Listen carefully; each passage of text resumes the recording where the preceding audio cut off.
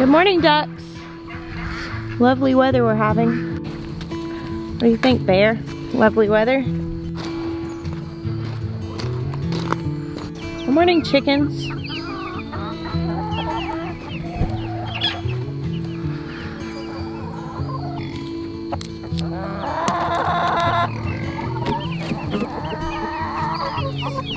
Excuse me.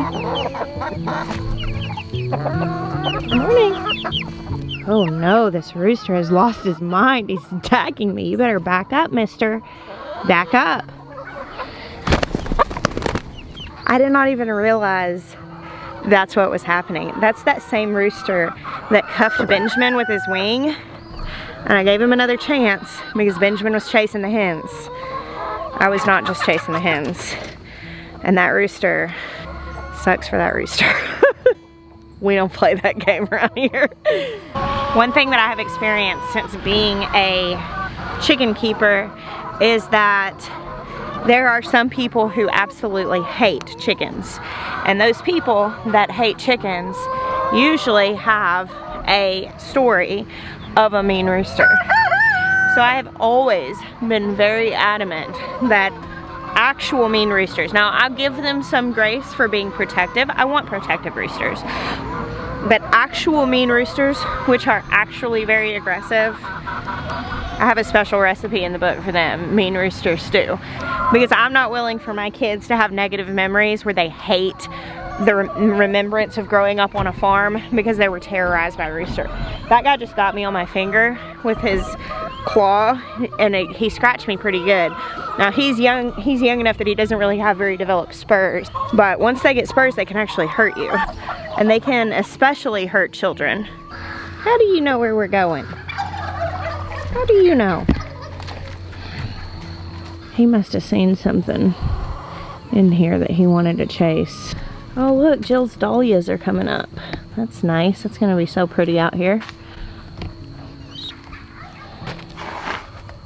Okay, also don't judge me for the lack of support on my tomatoes in here, but look at the variegation on this splash of cream tomato in the high tunnel. This is extraordinary, and it is everything that I hoped it would be. Look at that. Last year I grew some variegated varieties in the front, and year before last, and they start out super variegated when they're seedlings in the greenhouse, but then as soon as you put them out in the garden they get solid green because the sun like makes the variegation fade.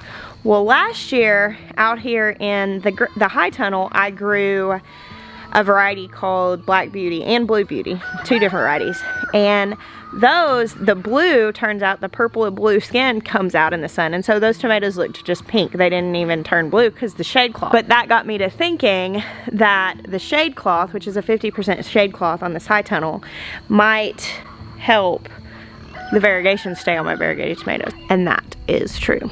Look at that. Isn't that extraordinary? I'm very pleased. Also, I am slightly embarrassed that I'm showing you these tomatoes unsupported again. I gotta get on it before my whole garden becomes an experiment. I have my experiment tomato up in the front that's not supported, and then I have this entire high tunnel too. They're not like, some of them don't even really need it yet. Some of them are still upright, but some are definitely laying over. I need to do something about it. I will tell you, they're all still healthy because while they're laying over and not being rained on and splashed back on, so that's good. I should still take care of them. I got a little bit of pest damage out here. Have to keep an eye on that and see what's nibbling on these. But I also have fruit sets, so that's exciting. Y'all see these little dots of moisture along the edge of this? That's called guttation, and that is actually a lot of times when you see it outside, people think it's morning dew, but this is in the high tunnel. That is just this plant basically kind of perspirating excess moisture. Kind of cool. Hey, banana plants, good to see you. Hello, pigs. So these are our new pigs. I don't think I've actually even showed these guys to you yet. Hey, pigs. Hello, beautiful pigs. Hi. Oh, I need snacks for you. These pigs are old spots. These are the ones that we got from our friends, Ben and Andrea Vincent at VW Family Farm. And we've got old spots from them before, which we raised for feeders. But this big one, she's actually, she's gonna be a breeder. Anytime I talk about feeder pigs and breeder pigs, people say, how do you tell the difference? They're the same, it's just how you feed them. So for a breeder, you wanna keep them pretty lean because them being overweight at all can cause issues in birthing. For feeders, you wanna feed them out faster so that they gain weight faster. So same pigs, different feeding program. These are in here together right now, and that's just because they both had not been handled just a whole lot, and so we just put them in together and we'll separate them. We also wanted to give that little guy a chance to become acquainted with the larger feeder pigs through the fence, so that when we put him in there, he wasn't being really bullied. It'll be time to separate them pretty soon. So the old spot is going to be a breeder once we get to South Carolina. We're not looking for any boars. We may go the route of artificial insemination. I have a friend on Instagram, and on Instagram she's the modern day settler. Her name's Kate, and Kate does AI on her pigs, as she has created just a gorgeous line of animals because she's able to get basically boars to father her pigs that are champion boars, and she's able to mix it up and she doesn't have to bring the animals in and take care of them. So that's definitely a consideration for us moving forward. I don't know, we'll just have to see how we feel about it once we get there. What a glorious mess this is. I don't believe how advanced the garden already is. Just at the very end of May, beginning of June. I don't think it usually looks quite this far along, but I'll take it.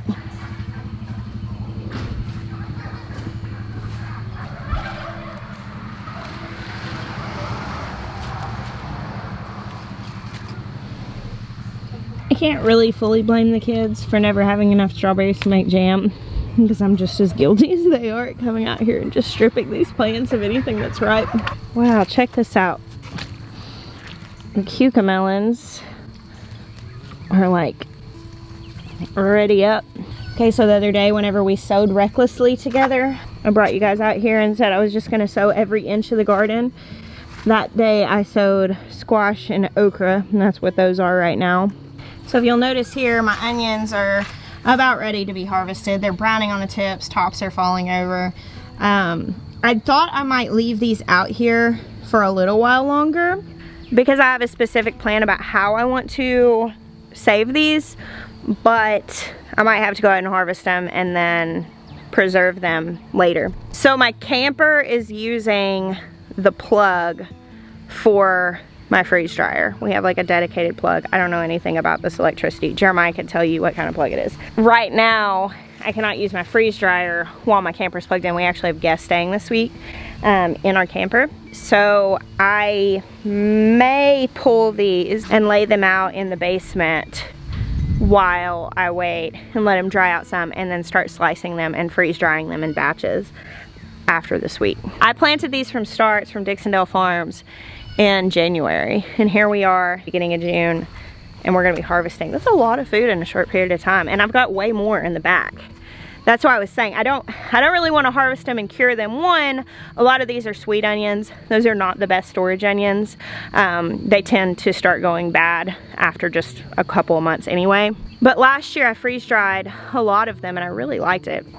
And my thinking is too, that's gonna be a heck of a lot easier to transport. I don't know, I probably have a total of like 400 or 500 onions. We can probably use quite a few of those over the course of the next 8 weeks, but we won't use all of them.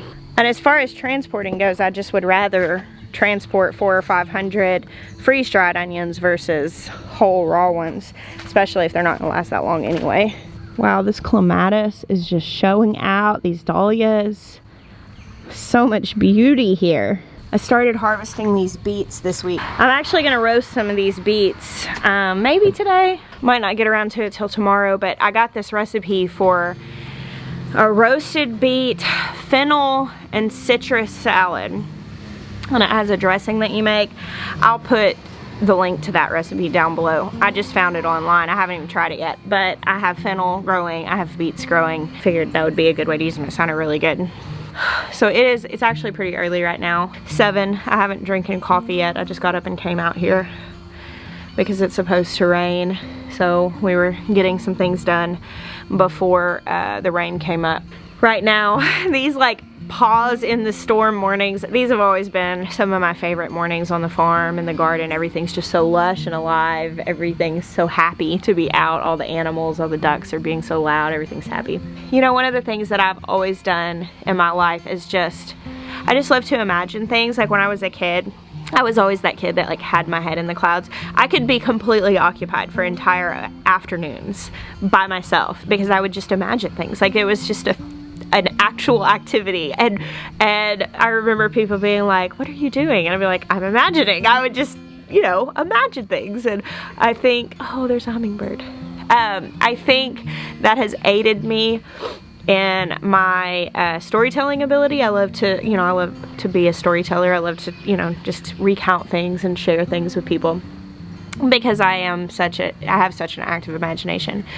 So I remember when our farm here was very immature, I would imagine mornings like this. Like I would imagine waking up, I would imagine mornings, you know, milking, gathering eggs, harvesting in the garden, working in the cool drizzling rain, and I would just allow my imagination to wander. And it's so sweet now because this is so full and so beautiful that there's really no imagination required to come out and for this to be so dreamy. But here we are planning our new farm, and right now we're doing a lot of that process of like deciding where things are gonna be, and some of it we're not gonna decide yet. So, but right now, like, we're having to figure out like where our house is gonna be. We're having to put in our septic tank. There are some things like that that are pretty big decisions, and once we get out there we'll decide more about gardens and structures and all of that. I'm finding myself doing the imagining again, and on mornings like this when I'm enjoying, I mean, it feels perfect out here right now. It's so beautiful and the sounds are just so full. I think there's a little bit of a hush with the animals because they're eating their breakfast, but you can hear the birds in the woods and all of that, and it's just all so pregnant and expectant and fulfilled all at the same time. And I'm like carrying this feeling over, and it's like I can imagine our new land with this feeling on it, with this early morning on the farm feeling. And I'm imagining like milking a cow and gathering the eggs there and visiting high tunnels there and visiting gardens there, and you know, the fog on the pond in the morning. It's kind of silly. I almost feel silly sharing that that process of imagination, but I think it's a good process. I think it's a healthy process. As long as you learn to imagine wildly with like great expectation while still remaining content in what you actually have to live in today, it's a healthy thing. You can't allow that to make you discontent. And there's this really fine line between contentment and expectancy. And I think learning to walk that line makes all the difference.